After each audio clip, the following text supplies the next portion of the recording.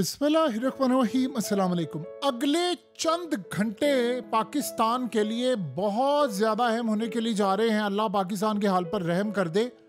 1988 से ज़्यादा high level पर ज़्यादा तबाही इस वक्त आने वाली है। 1988 में जुलाई और अगस्त में यानी इतनी तबाहकुन सूरत हाल पैदा हुई थी, मानसून की इतनी तबाहकुन बारिशें थी कि आप अंदाज़ा करें कि उस वक्त हालात इतने ख़राब हो गए थे कि उस दौर में जब आबादी इतनी नहीं थी, 1 करोड़ लोग पंजाब, सिंध और केपी के ये बेघर हो गए थे।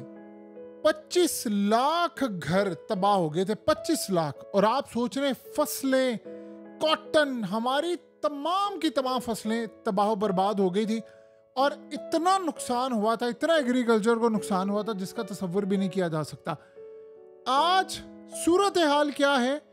वो जो पानी का लेवल है रावी और दीगर जगहों पर, वो 1988 से ज्यादा क्रॉस करने वाला है। यानी इस वक्त आप अंदाजा कर लें कि कितनी सूरत हाल खराब है कि मवेशी मुकम्मल तौर पर पानी में बह गए हैं। और सबसे बड़ी सूरत हाल है कि देखिए, पानी का आपको पता चल जाता है। इंडिया को पता था ना, इंडिया ने पानी रोक कर रखा।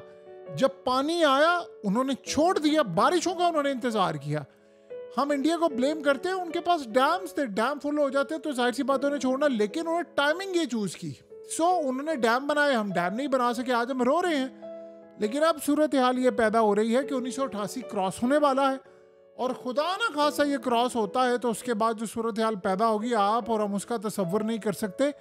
अब अगली तबाही जा रही है सिंध में, और सबसे खतरनाक सूरत हाल है कि अब सिंध का नंबर आ गया है। देखिए, इस वक्त दरिया सतलज में 2,45,000 क्यूसिक यानी जो पानी का भाव है। फिर उसके बाद चनाब, बड़ी तबाही मच रही है। रावी में तो 1988 का रिकॉर्ड टूट रहा है। अब आप अंदाजा कर लें कि ये तीनों दरिया सिंध में मिलकर 13,73,000 क्यूसिक से ज्यादा पानी के बहाव के साथ अब सिंध में दाखिल होने वाले हैं। तो अब जो तबाही का रुख है वो सिंध की जानिब मुड़ गया है। और 31 अगस्त से होने जा रही हैं बड़ी तेज बारिशें। और इन बारिशों ने जो तबाही मचानी है, इंडिया उधर से तैयार बैठा हुआ है। उन्होंने तमाम की तमाम सूरत हाल को मॉनिटर किया हुआ है। जैसे ही पानी आएगा आप देखेंगे वो छोड़ देंगे। अब जो रावी के इर्द गिर्द जितने भी खास तौर पर रिहायशी हैं, उनको अलर्ट जारी कर दिया गया है। आज रात बहुत ही ज़्यादा अहम होने वाली जा रही है। इतनी अहम होने जा रही है कि शहरियों को कह दिया गया है कि आप लोग अपने आप को बचा लें। देखिए, सबसे बड़ा इसका कसूर है ये इलीगल सोसाइटीज। अब आप पूछे फलाने ने उसका एनओसी दिया, फलाने ने जमीन दी। अब हालत ये है, बच कोई नहीं रहा। और अजीबोगरीब सूरत हाल है कि पंजाब में इतनी इस वक्त तबाही हो रही है, इतनी तबाही हो रही है कि जब ये सैलाब और ये चीज़ें, ये सब कुछ थम जाएगा, आप वो एग्रीकल्चर ज़मीन देखेंगे तो आपके रंग उड़ जाएंगे कि ज़मीन काश्त करने के काबिल ही नहीं रही है। और अजीबोगरीब सूरत हाल है कि इस वक्त साइंसदान वो भी हैरान है कि मामला क्या है। इस वक्त पाकिस्तान में समझ रहे एमरजेंसी किसी सूरत हाल इस वक्त पैदा हो गई है पूरे मुल्क के अंदर। पहले होता ये था कि हम गांव देहात की बात करते थे कि जी वहाँ पर आ गया सब कुछ, वहाँ पर तबाही होगी। अब तो हालात बिल्कुल ही अक्सर बदल गए हैं। अब तो आप देखिए, शहर के शहर सारे उजड़े हैं। आप सियालकोट का हाल देख लें, आप गुजरात का देख लें, लाहौर में इस वक्त हालात ख़राब हो रहे हैं। उसके अलावा पंजाब के दीगर शहर आप देख लें, रहीम यार खान से हाफजाबाद और दीगर, आप सिर्फ देखते जाएं हो क्या रहा है। और लोगों के लिए मसला ये हुआ है, देखिए, आप पहले अलर्ट जारी कर सकते हैं। कम अज कम गांव देहात में लोग अपने जानवर तो बचा लेते, बेचारों के जानवर बह गए हैं। अब आप बताएं कि क्या सूरत हाल थी? क्या हमारे पास इतना सिस्टम नहीं है? हमने इन्वेस्ट नहीं किया हुआ कि हमें पता? इंडिया को पता था, उन्होंने अपना बेहतर मैनेज कर लिया है, हम मैनेज नहीं कर पाए। उसकी रीज़न क्या है कि हमने इन्वेस्ट नहीं किया फोरकास्ट पर। आपको पता है कि क्लाउड बस्ट, आप महकमा मौसमियात वालों को पूछ रहे, उनको पता ही नहीं होता। ये सूरत हाल है और इसका नुकसान तो हमें उठाना पड़ना है। अब हालात ये बता रहे हैं कि अगले 2 से 3 दिन, आज की रात बड़ी अहम है, कल की रात बड़ी अहम है, और सबसे बढ़कर अगले 2 से 3 दिन इतने ज़्यादा अहम होने वाले हैं कि जिसका आप तसव्वुर भी नहीं कर सकते। अभी ये कहा जाए कि ये मामला क्या है, ये कुदरती तौर पर है, ये कैसे है, ये तो बाद की बातें हैं। फ़िलहाल तो अभी हमें मैनेज करना है।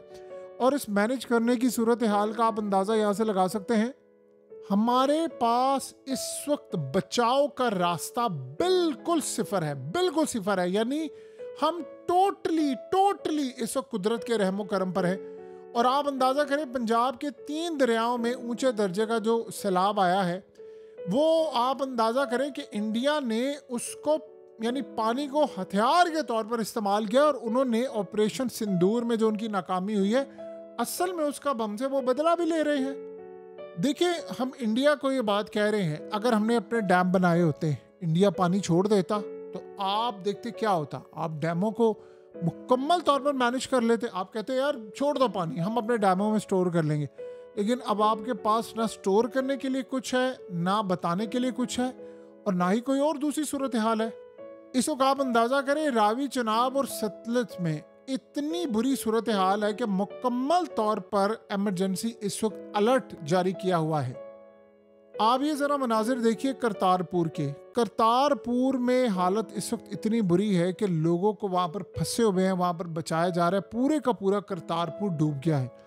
यानी हमारी मैनेज करने की, देखिए कुदरत की आफात आती हैं, लेकिन आप सब कुछ कुदरत पर डालकर बिल्कुल बरीज़िमा हो जाते हैं। आज स्विट्जरलैंड में आप जाएं, आपको वहां पर ग्लेशियर्स हैं, आपको ऐसी सूरत हाल नजर नहीं आती। क्या वहां पर उन्होंने मैनेज नहीं किया हुआ है? क्या बाकी जगहों पर मैनेज नहीं किया? हमें तो सबसे ज्यादा अलर्ट होना चाहिए था।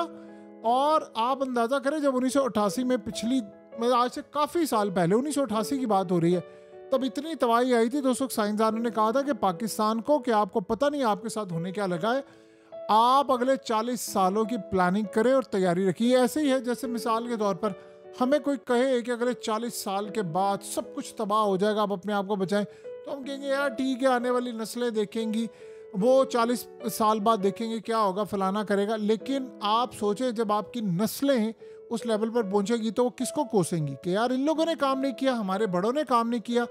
और जो भी सूरत हाल है, अब यही मसला हुआ कि जब वो वार्न करते रहे ये होने वाला है, ग्लेशियर्स पिघल रहे हैं, आपको दरख्त लगाना है। अब आज आप कहाँ से दरख्त लगाएंगे? आज आप लगाएं तो आपको लगता है अगले साल ठीक हो जाएगा, 2 साल बाद ठीक हो जाएगा, 3 साल बाद ठीक हो जाएगा। मौसम इतनी तेजी से पाकिस्तान का बिगड़ा है, इतनी तेजी से बिगड़ा है कि खौफनाक, जो सबसे ज्यादा परेशानी है, जो सबसे ज्यादा खौफनाक परेशानी है कि जो नेक्स्ट सीजन आने वाला है वो इससे ज्यादा खतरनाक होने वाला है।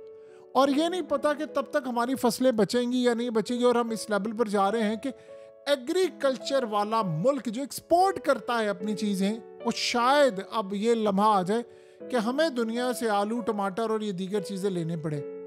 इस वक्त आप अगर सियालकोट की हालत देख लें, यहाँ इतनी बुरी सूरत हाल है कि पहली मर्तबा लोगों को लग रहा है कि अब हमारे यहाँ से गेम चली गई।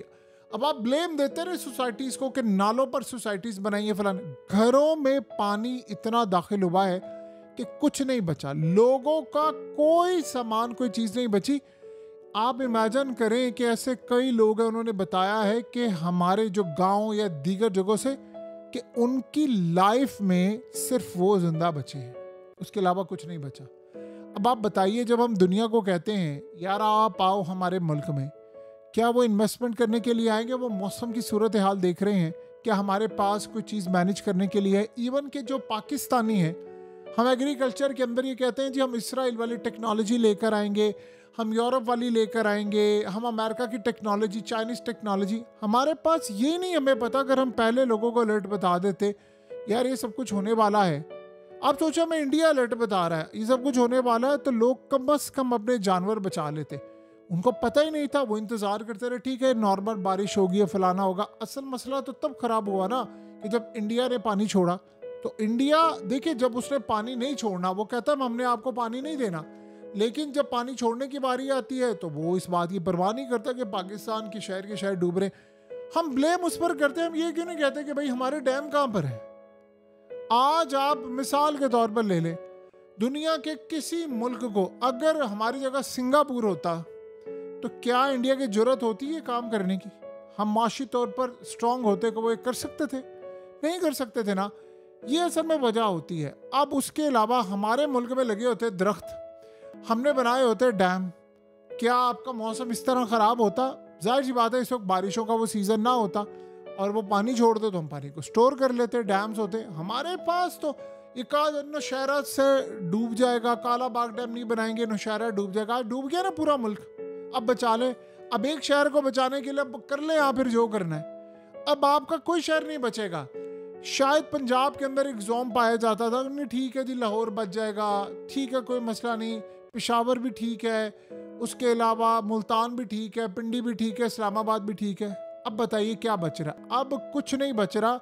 पानी हमेशा अपना रास्ता खुद बनाता है और वो किसी को नहीं छोड़ता, चाहे जो मर्जी हो जाए।